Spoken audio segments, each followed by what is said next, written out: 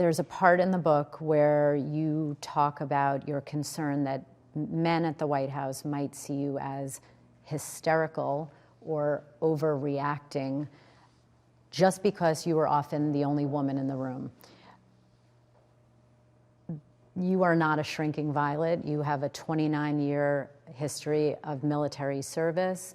You became a physician when there were not a lot of women in our profession. Usually people say to me, you're being too direct, you're being too pushy. They'll often use the B word. But remember, I've worked on pandemics where people's lives are at stake. And so I feel like if you have to say things over and over again and more forcefully each time and really say we've got to do this differently because this is what still is happening, that is not being the B word.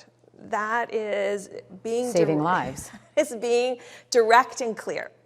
And I think this was unusual because I was often painted as Pollyannish, as skipping around saying the pandemic's not bad and it's resolved, using words like devastated so it was a very unusual situation for me.